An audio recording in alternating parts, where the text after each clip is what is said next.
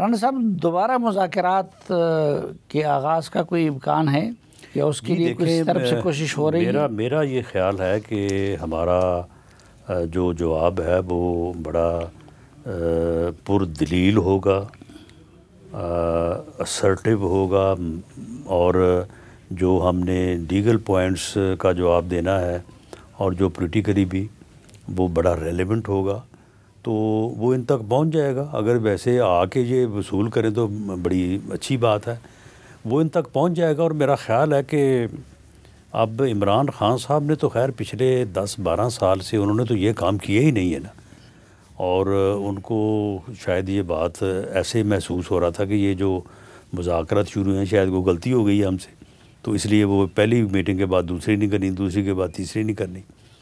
تو میرا خیال ہے کہ اٹ مے پاسبل کہ وہ اسے دیکھ کے وہ اس بات پہ آمادہ ہو جائیں یا سوچیں کہ ہمیں اس کے اوپر بات کرنی چاہیے۔ یہ جو اس کا فیصلہ تھا عبدالقادر ٹرسٹ کا، اس کی وجہ سے تو کئی مذاکرات نہیں ختم اس کا تو وہ خود بھی آن ریکارڈ ہیں کہ ہم اس فیصلے کو، اس کی جزا و سزا جو ہے وہ مذاکرات سے اس کی کوئی ریلیونس نہیں ہے۔ اور ہم نے بھی ان کو نہیں کہا کہ جی ٹھیک ہے مذاکرات کرنے کے لیے بیٹھے ہیں تو اب آپ اپنی سول نافرمانی کی تحریک جو ہے اس کو واپس لیں، ہم نے بھی نہیں ان کو کہا، یا ان سے کہا کہ جی آپ یہ بیان نہ دیں یا یہ بات نہ کریں۔ عمران خان صاحب کے ٹویٹ بھی جاری رہے ہیں، ان کے بیانات بھی جاری رہے ہیں، ہاؤس میں احتجاج بھی پورا جاری رہا ہے۔ تو اس چیز سے تعلق نہیں تھا، یہ پہلے دن یہ ہو گیا تھا کہ اگر ہم نے ڈائیلاگ کرنا ہے تو وہ ان چیزوں سے متاثر نہیں ہوگا، یہ چیزیں اپنی اپنی سٹانس جہاں کے جس چیز کا ہے اس کو جاری رکھیں۔ القادر ٹرسٹ کے فیصلے سے حکومت مطمئن ہے؟ دیکھیں جی، فیصلے سے تو مطمئن حکومت کا ہونا یا نہ ہونا تو ایک بنیادی چیز نہیں ہے۔ مطمئن تو اس سے اعلیٰ ایپلیٹ کورٹس کو ہونا چاہیے۔ باقی یہ ہے کہ کیس اچھے طریقے سے لڑا گیا ہے، قابل وکیل تھے جنہوں نے کیس کو کنٹیسٹ کیا ہے، کیس کے حقائق بالکل درست ہیں، اس میں کوئی شک نہیں ہے کہ اس وقت کے پرائم منسٹر آف پاکستان نے ایک بندے کو فیور دی اور اس سے فیور لی۔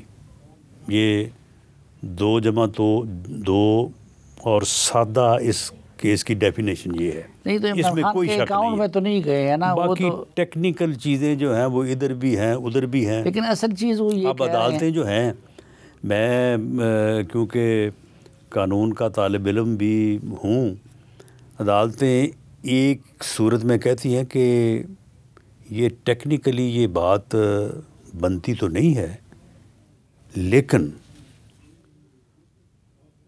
کیونکہ انصاف کے تقاضوں کو اگر مد نظر رکھا جائے تو انصاف کو ٹیکنیکلٹیز کے ساتھ ڈیفیٹ نہیں دی جا سکتی، لہٰذا ہم ان کو ایک سائڈ پہ کرتے ہیں اور یہ بندے کو سزا دیتے ہیں۔ اور ایک دوسری صورت میں وہ کہتے ہیں کہ کیونکہ ٹیکنیکلی یہ بات پروو نہیں ہو رہی تو لہٰذا شک کا فائدہ جو ہے وہ ملزم کو دیتے ہیں تو اس کو بری کرتے ہیں۔ تو اس لیے ایپلیٹ کورٹس میں ایک وکیل ہونے کے ناطے تو فیصلہ جو ہے وہ ہم تو اپنی یا پروسیکیوشن اپنی کوشش کرے گی، کچھ بھی ہو سکتا ہے، لیکن یہ بات مسلمہ ہے کہ پراپرٹی ٹائکون کو فیور دی گئی، اس سے فیور لی گئی، اور یہی کرپٹ پریکٹس ہے۔ اگر یہ کرپٹ پریکٹس نہیں ہے تو پھر کرپشن کی کوئی تعریف ہی نہیں ہے۔ انہوں نے کیا آپ کے جماعت کو فائدہ نہیں دیا ہے یا آپ کی جماعت نے ان سے فائدے نہیں لیے ہیں؟ تو چلو ہماری جماعت نے اگر فائدے لیے ہیں تو یہ پکڑ لیتے، یہ ہمارے خلاف ان کو ہیروئن کے کیس بنانے کی کیا ضرورت تھی، ان فائدوں کا کیس بنا دیتے۔ لیکن لیے تو صحیح ہے نا۔ نہیں تو بات یہ ہے کہ اگر ہم نے لیے ہیں تو آپ ثابت کریں نا، ہم صرف ہم سے جو ہے وہ آپ کورسیولی ہاں کروا کے تو ہمارے خلاف کیس نہ بنائیں۔ کسی نے اس طریقے سے فائدہ لیا ہوتا ہے کہ اس کو ثابت نہیں کیا جا سکتا ہے۔ مثلاً ایون فیلڈ جو بیاں صاحب کے بیٹے کی تھی، اس کو جس طریقے سے ان کو بکوایا گیا تو کرتے ثابت، معاملہ یہ ہے کہ وہ جو ہے 1 پراپرٹی نمبر کیا اس کا وہ ایون فیلڈ، اس کی تو انکوائری شروع ہوئی تھی. انہوں نے اس کی ہی انکوائری شروع کروائی تھی کہ یہ بلڈنگ انہوں نے جو لی ہے اور اس کے بعد فروخت کی ہے، تو یہ پتہ کریں کہ یہ انہوں نے پیسے کہاں سے لے کے لی ہے، اور آگے جو ہے یہ انہوں نے اس کو جو ہے وہ اتنی زیادہ رقم میں جو ہے وہ کس طرح سے سیل کیا ہے. این سی اے نے شروع ہی وہاں سے کی، اور شروع وہ ہمارا جو یہ تھا اپنا ایسٹ ریکوری یونٹ، جس کے سربراہ حضرت شہزاد اکبر صاحب تھے، جنہوں نے 2 ارب اس میں سے لیا اور وہ ادھر ہی بیٹھے ہیں اپنا موج کر رہے ہیں. وہ انہوں نے یہ شروع کرائی تھی. آپ کو معلوم ہوگا انہوں نے ایک پریس کانفرنس کی تھی. اس پریس کانفرنس میں انہوں نے کہا تھا کہ جی ہم نے وہاں پہ اتنے 100 ارب کی پراپرٹیز تلاش کر لی ہیں، ہمارے پاس لسٹیں آ گئی ہیں. وہ کون سی لسٹیں تھیں؟ یہی لسٹیں تھیں. یہ پراپرٹی 1 ایون فیلڈ بھی اس میں شامل تھی.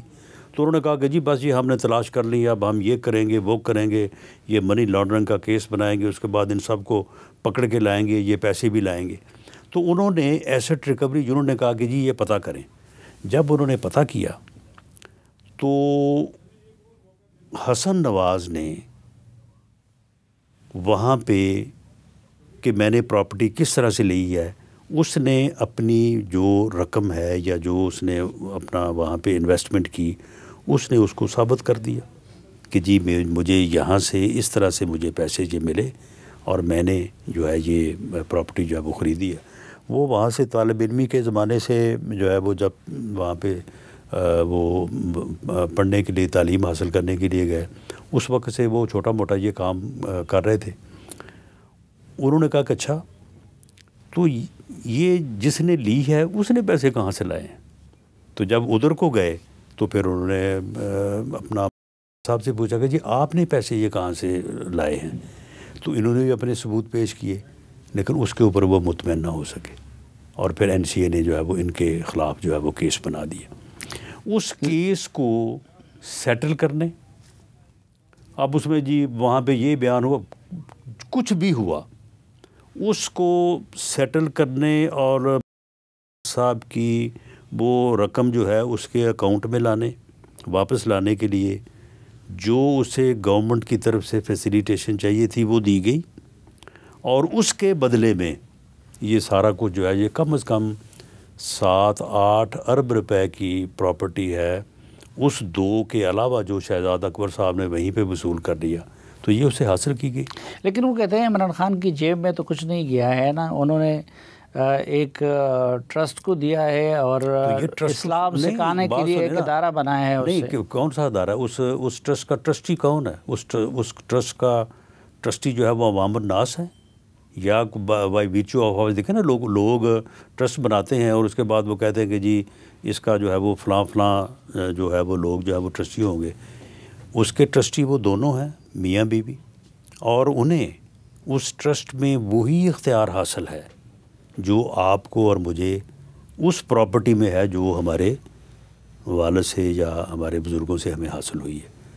تو اس کو وہ ہر طرح سے انجوائے کر سکتے ہیں. آپ مجھے بتائیں کہ شوکت خانم جو ہے وہ ہاسپٹل وہ ٹرسٹ ہے نا، میں جو ہے وہ کسی سیڑھی سے گر جاؤں یا کسی عمارت سے گر جاؤں یا مجھے کوئی فائر لگ جائے تو میں سیدھا جا سکتا ہوں شوکت خانم؟ مجھے وہاں گیٹ سے گزرنے دے گا کوئی؟ میں وہاں پہ جو ہے وہ 1 مہینہ جو ہے وہ جتنا دل کرے میں وہاں پہ رہ سکتا ہوں. تو بات یہ ہے کہ یہ ٹرسٹ جو ہے نا یہ آپ کا تو ہوتا ہی ہوتا ہے نا، ٹھیک ہے، اس سے آپ لوگوں کو بھی جو ہے وہ بینیفٹ کرتے ہیں. تو معاملہ یہ ہے کہ یہ جس مقصد سے بھی انہوں نے کیا، میں نے تو یہ پہلے بھی کہا ہے کہ یہ غلطی ان سے ہوئی ہے. چلو یہ غلطی ان سے ہوئی ہے، لیکن حکومت نے یہ غلطی نہیں کی کہ اس دوران سب سے بڑے پراپرٹی کے ڈیلر ہے ان کے ساتھ یہ سلوک کیا گیا تو پراپرٹی کا کاروبار متاثر نہیں ہوگا، اور حکومت لگی ہوئی ہے بیرون ملک سرمایہ کاری لانے میں، وہ ڈسکریج نہیں ہوں گے وہ لوگ. دیکھیں اس کا جو ہے وہ جائزہ لیا جا رہا ہے، ان کو بھی چاہیے تھا کہ انہوں نے یہ جو کام کیا ہے آج سے کوئی ہفتہ قبل، تو انہیں چاہیے تھا کہ کوئی مہربانی کرتے. اس میں بھی تو لوگ یہاں پہ جو ہے وہ تیاری کر رہے ہیں کہ جی ہر کوئی پوچھ رہا ہے کہ جی وہاں پہ کیا اس کا پروجیکٹ ہے. مجھ سے کئی لوگوں نے پوچھا ہے. تو اب کچھ یہاں پہ تو لوگوں کو تھوڑا میرا خیال ہے کہ یہ جو نیب کا جو اسٹیٹمنٹ ہے اس سے کچھ افاقہ ہوگا. وہ لوگوں میں جو ایک ہلچل پڑی ہوئی تھی نا، وہ نیب کے اس بیان سے کو تھوڑا سا اس میں کوئی جو ہے نا وہ ٹھہراؤ آیا ہے. لیکن مجھے یہ اندیشہ ہے یا ہم یہ محسوس کرتے ہیں کہ جو اوورسیز پاکستانی ہیں وہ بھی تو یہاں پہ کافی ریئل اسٹیٹ میں انویسٹ کرتے ہیں پاکستان میں، تو اس کو بھی نقصان ہو سکتا ہے. تو اس لیے اس معاملے کے اوپر حکومت توجہ دے گی اور کوشش کرے گی کہ یہ نقصان جو ہے وہ اس سلسلے میں نہ ہو. لیکن انہوں نے یہ دھمکی بھی دی ہے کہ وہ ان کے پاس بڑے راز ہے اور وہ لوگوں کے نام لے سکتے ہیں کہ کس کس نے اس سے فائدہ لیا. نہیں، یہ تو بات ان کا کنٹراڈکشن میں جاتا ہے. ایک طرف وہ دیکھیں نا، ان کی اپنی ہی ٹویٹ ہے، میرا نہ کو ان سے ذاتی تعلق ہے نہ کو ان سے مخاصمت ہے. کوئی زندگی میں میرا خیال ایک آدھ بار میں ان سے ملا ہوں. انہوں نے ایک تو یہ کہا ہے کہ مجھے جو کہا جا رہا ہے میں وہ کسی قیمت پہ کرنے کو تیار نہیں ہوں. وہ کیا کہتے ہیں کہ جی مجھے یہ کام کرنے کے لیے کہا جا رہا ہے تو میں نے انکار کر دیا کہ جی میں نے یہ بات نہیں کرنی. تو دوسری طرف وہ کہہ رہے ہیں کہ اگر آپ نے مجھے زیادہ جو ہے وہ تنگ کیا تو پھر میں ساری باتیں جو ہے وہ کر دوں گا.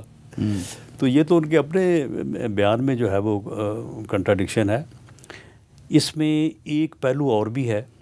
اس کے علاوہ یہ تو آپ دیکھیں نا، کیس انویسٹیگیشن ہو چکی ہے، سارا معاملہ ہو چکا ہے، کیس چل چکا ہے، سزا ہو چکی ہے. اب اس کی اپیلیں چلنی ہے. اپیلوں میں تو بیان ہی نہیں ہو سکتا اس کا، اور اپیلوں میں تو جو ہے وہ دوبارہ ایویڈنس بھی نہیں ہو سکتی. یہ ان کو بھی معلوم ہوگا. ان کے بڑے اچھے وکلاء ان کے پاس موجود ہیں. اس میں کوئی جو حساب کتاب ہے، جس ادارے کے ساتھ انہوں نے بہت زیادہ بزنس کیا ہے، بلکہ اس عروج میں اس یعنی بزنس کا بڑا تعلق ہے، بڑی بنیاد ہے. تو اس حساب میں بھی میرا خیال ہے کہ کوئی تھوڑی جو ہے نا وہ کوئی گڑبڑ ہے. تو اس کو بیٹھ کے معاملہ فہمی کر لیں، جو بنتا ہے کسی کا وہ دے دیں. ٹھیک.